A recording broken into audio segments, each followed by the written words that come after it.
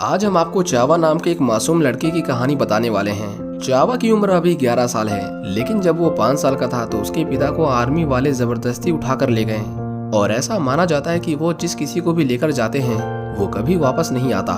चावा अपने परिवार के साथ एक छोटे से गाँव में रहता था। उसकी माँ सिलाई का काम करती थी और चावा उन कपड़ों को बाजार में बेचा करता था, पर उससे मिलने वाले पैसे से उसके घर में एक दिन का राशन भी नहीं आता था। इसीलिए चावा 11 साल की उम्र में बस कंडक्टर का भी काम करने लगा था। लेकिन उसकी जिंदगी तब बदलने लगती है जब उसे पता चलता है कि वो जल्द ही 12 साल का होने वाला है, क्योंकि उस गांव में 12 साल के होते ही मिलिट्री वाले जबरदस्ती उन बच्चों को उनके घरों से उठाकर आर्मी में डाल देते थे और जो बच्चे भर्ती होने से मना करते थे उन्हें वो सोल्जर्स गोली मार देते थे। चावा के लिए अब एक एक दिन मुश्किल होता जा रहा था। उसे हर दिन खुद को छुपाना पड़ता था कि कहीं मिलिट्री वाले उसे पकड़ ना लें। लेकिन उस मासूम बच्चे को नहीं पता था कि उसके इस कहानी का अंजाम बुरा होने वाला है, जिसकी किसी ने उम्मीद भी नहीं की होगी। चावा की ये सच्ची कहानी जानने के लिए देखती रही आज की हमारी ये मूवी, जिसका नाम है इनोसेंट वॉइसेस। इस मूवी की स्टार्टिंग में हमें दिखाया जाता है कि 1980 में एल सल्वाडोर देश में आर्मी और किसानों के बीच में बहुत तनाव था, क्योंकि आर्मी किसानों की जमीन पर कब्जा कर रही थी।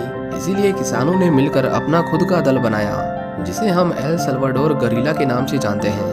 लेकिन उनके ऐसा करने की वजह से अब हर जगह आर्मी ने अपना कब्जा जमा लिया था, चाहे वो बच्चों का स्कूल हो या फिर चर्च। इसी बीच हम एक छोटे से गांव में चावा नाम के एक लड़के को देखते हैं, जो अपनी माँ कैला और अपने छोटे भाई बहनों के साथ रहा करता था। एक दिन वो कुछ बच्चों को रोते हुए देखता है, क्योंकि वो सभी 12 साल के हो चुके थे और आर्मी उन्हें जबरदस्ती पकड़कर ले जा रही थी। जब वो छोटा था तो उसे किसी बात का डर नहीं था, लेकिन अब उसे अपने हर जन्मदिन पर डर लगने लगा था। हम वहाँ पर चावा के एक दोस्त को देखते हैं जिसका नाम आंचा था। वो दिमाग से थोड़ा कमजोर था और शायद यही कारण था कि आर्मी वाले उसे पकड़कर नहीं ले गए। हर दिन चर्च में एक घंटी बजती थी, जिसके बाद उसे किसी भी हालत में अपने घर पहुँचना पड़ता था, नहीं तो आर्मी वाले उसे देखते ही शूट कर देते। एक दिन चावा की माँ अपने काम पर जाती है और उसे अपने भाई बहनों का ध्यान रखने को कहती है। हम देखते हैं कि देर रात को उनके गांव में बहुत गोलीबारी होती है और ऐसा लगभग हर रात को होता था, क्योंकि एल सल्वाडोर गरिल्ला पार्टी के लोग रात को गांव में अपने परिवारों से मिलने आते थे और आर्मी वाले उन्हें खत्म करने की पूरी कोशिश करते थे। इतनी सारी गोलियों और धमाकों की आवाज सुनकर चावा का छोटा भाई रोने लगता है और उसे शांत कराने के लिए चावा और उसकी बहन अपने चेहरे पर ड्राइंग बनाने लगते हैं। कुछ देर बाद जब कैला वापस आती है तो उसे अपने घर में सब कुछ बिखरा हुआ दिखाई देता है। वो अपने बच्चों के लिए घबरा जाती है, लेकिन अच्छी बात ये थी कि वो सभी सही सलामत थे। कैला की आंटी उसे अपने पास आकर रहने को कहती है, क्योंकि नदी के उस पार आर्मी वालों का आना जाना कम था। लेकिन कैला अपने गांव को छोड़कर नहीं जाना चाहती थी, क्योंकि उसका मानना था कि अगर किसी दिन उसके पति वापस लौटेंगे तो उसे उन्हें ढूंढने में परेशानी होगी। पर उसकी आंटी उसे समझाती है कि अब उसे मान लेना चाहिए कि वो कभी वापस नहीं आएगा, क्योंकि वहाँ से अभी तक कोई नहीं लौट पाया है। कैला अपने घर को चलाने के लिए कपड़ों की सिलाई किया करती थी, लेकिन जब चावा बाजार जाता है तो उसे पता चलता है कि उसकी माँ के बनाए हुए कपड़े इस बार नहीं बिक पाए। वो अपने घर खाली हाथ नहीं जाना चाहता था, इसलिए वो एक बस ड्राइवर के पास आता है और उससे नौकरी मांगने लगता है। वो बस ड्राइवर पहले तो उसका बहुत मजाक बनाता है, लेकिन बाद में वो उसे काम पर रख लेता है। इसके बाद चावा नौकरी से कमाए हुए पैसे अपनी माँ को देता है। कैला उसे कहती है कि तुम्हें ये करने से पहले मुझसे पूछना चाहिए था, जिस पर चावा उसे कहता है कि मैं इस घर में सबसे बड़ा आदमी हूँ, इसीलिए अब से मैं आपकी पैसे कमाने में मदद करूँगा। एक रात कैला घर में खाना बना रही थी और तभी उसके पीछे जोर का धमाका होता है, क्योंकि आर्मी और गरिल्लास के बीच में फिर से लड़ाई शुरू हो गई थी। वो खुद को बचाने के लिए हर बार की तरह जमीन पर लेट जाते हैं। उनकी रात बड़ी मुश्किल से बीतती है और जब सवेरे वो बाहर आते हैं तो उन्हें कई लोगों की लाशें दिखाई देती हैं, जो बेवजह उस गोलीबारी में मारे गए थे। कैला वहाँ अपने अंकल मारियो को देखती है। उसे लगा कि वो भी मर गए, इसीलिए वो रोने लगती है, लेकिन बाद में उसे पता चलता है कि वो तो शराब पीकर वहाँ बेहोश पड़ा था। कैला को उस पर बहुत गुस्सा आता है और वो उसे लात मार मार कर भगा देती है। इसके बाद हम देखते हैं कि चावा अपने स्कूल के दोस्तों को नौकरी मिलने की खुशी में पार्टी दे रहा था और तभी उसकी नजर एक लड़की पर पड़ती है। उस लड़की का नाम क्रिस्टीना मारिया था। चावा को उसे देखते ही प्यार हो गया था, लेकिन तभी वहाँ चारों ओर से गोलियों की आवाज आने लगती है और बहुत सारे सोल्जर्स उनके स्कूल में घुस जाते हैं। वो एक टीचर को स्टेज पर खड़ा होकर कुछ बच्चों के नाम अनाउंस करने को कहता है। ये वो बच्चे थे जो 12 साल के हो चुके थे और अब उन्हें आर्मी को ज्वाइन करना था। उन बच्चों में उसका दोस्त एंटोनियो भी शामिल था। जब वो लाइन में खड़ा होने जा रहा था तो एक बच्चा उसे चढ़ाने के लिए लात मारकर गिरा देता है, जिसके बाद सोल्जर्स उसे भी अपने साथ ले जाते हैं, जबकि वो सिर्फ 10 साल का था। वो लड़का बहुत रोता है, लेकिन किसी के भी अंदर उन्हें रोकने की हिम्मत नहीं थी। स्कूल में हुई इस भर्ती के बारे में चावा अपनी माँ को बताता है, क्योंकि वो भी जल्द ही 12 साल का होने वाला था। इसके बाद हम देखते हैं कि चावा धीरे धीरे मारिया से बात करने लगा था।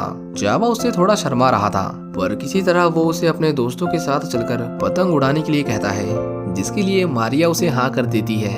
इसके बाद वो सभी मिलकर देर रात तक पतंग उड़ाते हैं, लेकिन तभी उन्हें घंटी बजने की आवाज आती है, जिसका मतलब था कि उन्हें तुरंत घर भागना पड़ेगा। चावा मारिया को उसके घर छोड़ देता है, पर इसी बीच वो सिपाहियों की गोलियों से बाल बाल बचता है। जब वो अपने घर आता है तो कैला उसे बहुत मारती है, क्योंकि इसमें उसकी जान भी जा सकती थी। एक दिन हम देखते हैं कि उनके घर बैतो आता है, जो कई महीनों तक अचानक से गायब हो गया था, लेकिन उसके आने से चावा का परिवार खुश था। चावा बैतो को बता रहा था कि किस तरह वो पैसे कमाकर अपनी माँ की मदद करता है, पर तभी वहाँ फिर से गोलियां चलने लगती हैं और वो अपनी अपनी जान बचाने के लिए छुपने लगते हैं। कैला देखती है कि बैतो के पास एक बंदूक थी। उन्हें किसी दूसरे घर में किसी के रोने की आवाज आती है। जब बैतो वहाँ जाता है तो उसे पता चलता है कि उनके पड़ोस की एक लड़की को गोली लग गई थी और बहुत ज्यादा खून बहने की वजह से वो धीरे धीरे अपना दम तोड़ देती है। कैला बैतो से कहती है कि उस लड़की की जगह उसके बच्चे भी हो सकते थे और उसे पता है कि ये गोलियां सबसे पहले गरीलास की ओर से चलाई गई थी। जिस पर बैतो उसे कहता है कि वो सभी मिलकर आर्मी के खिलाफ जंग छेड़ना चाहते हैं, क्योंकि उसके बाद ही हमें आजादी मिल पाएगी। वो कैला को बताता है कि ये गांव बहुत ही खतरनाक इलाके में आता है और उसे अपने बच्चों के साथ कहीं और जाना होगा, क्योंकि उसे पता है कि यहाँ के हालात कभी बेहतर नहीं होने वाले। बैतो चावा को अपने साथ ले जाना चाहता था, नहीं तो आर्मी उसे भी अपने साथ ले जाती, पर कैला उसे ऐसा करने से मना कर देती है। इसके बाद बैतो वहाँ से जाने लगता है। वो चावा से कहता है कि अगली बार जब वो आएगा तो वो उसे भी अपने साथ ले जाएगा। बैतो उसे एक रेडियो देता है, जिससे गरीलाज अपने मैसेज को पहुंचाया करते थे, पर वो उसे कहता है कि वो उसे ध्यान से चलाए, क्योंकि ये यहाँ बैन है। इसके बाद चावा उस रेडियो को सुनता रहता था। एक दिन उसमें से एक गाना बजने लगता है, लेकिन उसे पता नहीं था कि वो आजादी का गाना है, जो उस देश में बैन था। एक चर्च का पादरी जब उसे देखता है तो उसके रेडियो को तुरंत ही बंद कर देता है, क्योंकि उसके आसपास सोल्जर खड़े थे। चावा मारिया से मिलने आता है और वो दोनों अब एक दूसरे को पसंद करने लगे थे। चावा देखता है कि सोल्जर्स 2 लड़कियों को जबरदस्ती पकड़कर अपने साथ ले जाते हैं और उस पादरी को भी बहुत मारते हैं, जो उन्हें रोकने की कोशिश कर रहा था। चावा इसके बाद उस पादरी के पास जाता है और उससे उसकी तबीयत के बारे में पूछने लगता है, क्योंकि सोल्जर्स ने उसे बहुत मारा था। वो उनसे पूछता है कि वो उन लड़कियों के साथ क्या करेंगे, लेकिन पादरी उसे कुछ नहीं बताता। चावा रोज की तरह अपने बस कंडक्टर वाली नौकरी पर जाता है और आज उसकी बस का फ्यूल खत्म हो गया था। चावा एक पाइप की मदद से एक टैंक से पेट्रोल को अपने मुंह से खींचने की कोशिश करता है, लेकिन गलती से थोड़ा सा फ्यूल उसके मुंह में चला गया था, जिसकी वजह से उसकी तबीयत खराब हो जाती है। वो ड्राइवर उसे उसके घर छोड़ने आता है, लेकिन कैला उसके ऊपर बहुत चिल्लाती है, क्योंकि ये उसी की लापरवाही का नतीजा था। एक दिन चावा फिर से उस गाने को सुनते सुनते अपने स्कूल जा रहा था, लेकिन इस बार उनमें से एक सोल्जर उसे देख लेता है। पादरी देखता है कि वो उसे पकड़ने वाला था, इसीलिए वो चर्च के स्पीकर से उसी गाने को तेज आवाज में बजाने लगता है। जिसके बाद वो चावा को छोड़कर उसके पास आते हैं और उसे दोबारा उस गाने को ना बजाने की धमकी देते हैं। कैला को चावा की बहन ने उसके रेडियो के बारे में बता दिया था, जिसके बाद वो उससे उसका रेडियो छीन लेती है। चावा अपने स्कूल में परेशान बैठा था, पर तभी एक लड़की उसे एक लेटर देकर जाती है, जिसमें मारिया ने लिखा था कि वो अपने रेडियो के लिए परेशान ना हो। हम देखते हैं कि कुछ देर बाद वहाँ फिर से मिलिट्री आती है, लेकिन इस बार वो वहाँ छुपने आए थे, क्योंकि सल्वाडोर गरीलास ने उनके ऊपर हमला कर दिया था। वहाँ उनके बीच बहुत गोलीबारी होती है, जिसमें बहुत से आम लोग भी मारे जाते हैं। कैला चावा और अपनी बेटी को बचाने जाती है, लेकिन वो भी मारे जाने से बाल बाल बचती है। चावा देखता है कि सोल्जर्स चर्च में घुसकर उस पादरी को बहुत मारते हैं, क्योंकि उसने उसके दुश्मनों को हमला करने के लिए चर्च में पनाह दी थी। इसके बाद उस चर्च पर हमेशा हमेशा के लिए ताला लगा दिया जाता है और वहाँ और भी ज्यादा सोल्जर्स तैनात किए जाते हैं। कैला को समझ आ गया था कि अब ये जगह उनके लिए सुरक्षित नहीं, इसलिए वो गांव को छोड़कर नदी के उस पार चले जाते हैं, जहाँ पर उनके गांव के मुकाबले बहुत शांति थी। एक दिन वो ड्राइवर चावा को सड़कों पर खेलते हुए देखता है। वो उससे पूछता है कि वो काम पर वापस कब आएगा। चावा उसे कहता है कि जब वो बड़ा हो जाएगा तब, जिसका वो ड्राइवर जवाब देता है कि इस हिसाब से तो वो कभी काम पर नहीं आएगा, क्योंकि वो कभी बड़ा होगा ही नहीं। ये सुनकर चावा उसकी बस के पीछे पीछे भागकर उससे रेस लगाने लगता है। आखिर में वो मारिया के घर के पास आता है और अपने दोस्तों के साथ मिलकर उसके घर के सामने गाना बजा बजा कर नाचने लगता है और मारिया भी उसे देखकर हंसने लगती है। एक दिन चावा अपने दोस्तों के साथ नदी के किनारे नहा रहा था तभी वो वहाँ पर एंटोनियो को देखते हैं, जिसके हाथ में एक बड़ी सी बंदूक थी और उसके चेहरे पर उनसे मिलने की जरा सी भी खुशी नहीं थी। एंटोनियो कहता है कि वो जल्द ही तुम्हें भी आर्मी में शामिल कर लेंगे, फिर चाहे वो बच्चा 12 साल से बड़ा हो या फिर उससे छोटा। ये सुनकर वो सभी डर जाते हैं और एंटोनियो उन्हें डरपोक कहकर चिढ़ाने लगता है, जिसकी वजह से वो सभी उस पर गुस्सा करते हैं। लेकिन एंटोनियो के पास गन थी। वो कुछ गोलियां चलाकर उन्हें अपनी पावर दिखाता है, क्योंकि उसे अब ऐसा करना अच्छा लगता था। चावा समझ गया था कि अब वो उसका पुराने वाला दोस्त नहीं रहा। एक दिन बैतो का दोस्त चावा से मिलने आता है और उसे बताता है कि कल सोल्जर्स यहाँ बच्चों को आर्मी में भर्ती करने के लिए आने वाले हैं, इसीलिए वो जल्दी से अपने दोस्तों को इसके बारे में चेतावनी दे दे। अगले दिन चावा और उसके दोस्त कुछ पन्नों पर ये मैसेज लिखकर सभी के घरों में फेंक देते हैं और उनका ये प्लान काम भी करता है, क्योंकि जब सोल्जर्स वहाँ पहुँचते हैं तो उन्हें वहाँ एक भी बच्चा नहीं मिलता।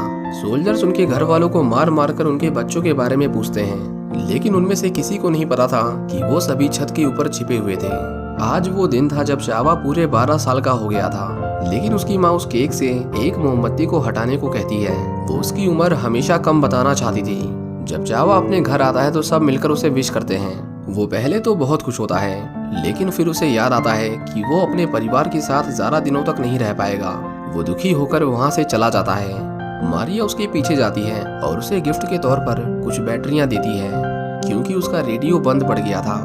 कुछ दिनों तक तो वहाँ पर सब कुछ शांत था, लेकिन एक दिन आंचा शोर मचाते हुए सभी को चौकन्ना करने लगता है, क्योंकि सोल्जर्स इस बार बिना चेतावनी के वहाँ पर आ गए थे। कुछ बच्चे भागकर छत पर छुप जाते हैं, लेकिन जो नहीं छुप पाए थे उन्हें वो सोल्जर्स अपने साथ ले जाते हैं। चावा देखता है कि उन्होंने बेतो के दोस्त को भी पकड़ लिया था। उस दिन वो सभी पूरी रात उसी छत पर छुपे रहते हैं। चावा को पता चलता है कि उसके एक दोस्त ने सल्वाडोर गोरिल्लास के ग्रुप को ज्वाइन कर लिया है, क्योंकि वो बाहर से आए इन सोल्जर्स के खिलाफ लड़ना चाहता था। अगले दिन चावा भागकर पादरी के पास आता है और उसे पता चलता है कि उन्हें भी सोल्जर्स अपने साथ ले गए थे। चावा मारिया से मिलने जाता है, लेकिन वो देखता है कि वहाँ सब कुछ बर्बाद हो चुका था। उसे पहले तो लगा कि वो शायद किसी गलत सड़क पर आ गया है, लेकिन जल्द ही उसे एहसास होता है कि उस जगह पर आर्मी वालों ने बॉम्ब गिराया था। वहाँ पर उसे मारिया के कपड़ों के टुकड़े मिलते हैं, जिसका मतलब ये था कि उस बम धमाके में उसकी भी मौत हो गई थी। कुछ सोल्जर्स वहाँ जिंदा लोगों की तलाश कर रहे थे। वो चावा को पकड़ लेते हैं, लेकिन आंचा उन सोल्जर्स को पत्थर मारकर उसे बचा लेता है। वो बारिश में नदी के किनारे बैठकर रो रहा था। उसे मारिया की याद आ रही थी, जो अब इस दुनिया में नहीं है। चावा के अंदर अब गुस्सा था। वो अपने रेडियो को नदी में फेंक देता है, क्योंकि वो बार बार उसे मारिया की याद दिला रहा था। चावा फैसला करता है कि वो भी सल्वाडोर गोरिल्लास की गैंग में शामिल होगा और उन सोल्जर्स के खिलाफ अपनी आवाज उठाएगा। एक रात वो बिना किसी को बताए अपने दोस्तों के साथ घर से भाग जाता है। गोरिल्लास गैंग का एक आदमी उन बच्चों को इकट्ठा कर रहा था। वो सभी जंगल में सो जाते हैं, इस उम्मीद में कि कल वो वहाँ से भाग जाएंगे, लेकिन अफसोस ऐसा नहीं होता। आर्मी वालों को उनके बारे में पता चल गया था और वो उन सभी को पकड़ लेते हैं। अगले दिन कैला को पता चलता है कि सोल्जर्स उनके घरों को जला रहे थे, इसीलिए वो अपने बच्चों को लेकर वहाँ से भागने लगती है, लेकिन उसे चावा कहीं भी दिखाई नहीं देता। वो बहुत परेशान हो गई थी और साथ ही उनका गांव एक साथ पलायन कर रहा था और इतनी भीड़ में उसे ढूंढ पाना आसान नहीं था। दूसरी तरफ चावा और उसके दोस्तों को सोल्जर्स बीच जंगल में लेकर जाते हैं और उसके बाद वो होता है जिसके बारे में उन्होंने कभी सोचा नहीं होगा। वो उन मासूम बच्चों को एक एक करके गोली मार देते हैं। चावा अपने दोस्तों को अपनी आंखों के सामने मरते हुए देख रहा था और अब अगला नंबर उसका था। वो सोल्जर्स उसे भी मारने वाले थे, लेकिन तभी गोरिल्लास गैंग के कुछ लोग उन पर हमला कर देते हैं। वहाँ बहुत क्रॉस फायरिंग होती है और इसी मौके का फायदा उठाकर चावा वहाँ से भाग जाता है। उसे अपने सामने एक सोल्जर दिखाई देता है। चावा उसे मारकर मारिया और अपने दोस्तों का बदला लेने वाला था, पर वो देखता है कि वो लड़का तो उसके साथ ही पढ़ा करता था। चावा अपने ही दोस्त को नहीं मारना चाहता था, इसीलिए वो वहाँ से भाग जाता है। जब चावा वापस अपने घर लौटता है तो उसे वहाँ सिर्फ जलते हुए घर दिखाई देते हैं। वो सब कुछ जलते हुए देखकर रोने लगता है, क्योंकि उसे लगा कि उसकी माँ और उसके छोटे भाई बहन भी मारिया की तरह जलकर मर गए हैं। कुछ घंटों के बाद वो आग बुझ जाती है और हम कैला को देखते हैं, जो उसे अभी तक ढूंढ रही थी। वो चावा को जिंदा पाकर बहुत खुश थी और चावा भी अपनी माँ को देखकर रोने लगता है। इसके बाद हमें दिखाया जाता है कि कैला ने अपनी सिलाई मशीन को बेचकर चावा को यूनाइटेड स्टेट्स भेजने का इंतजाम कर दिया था, क्योंकि अगर वो वहाँ और रुकता तो सोल्जर्स उसे मार देते। चावा अपनी माँ से वादा करता है कि वो अपने छोटे भाई के बड़े होने से पहले वापस लौट आएगा, और इतना कहकर चावा वहाँ से चला जाता है।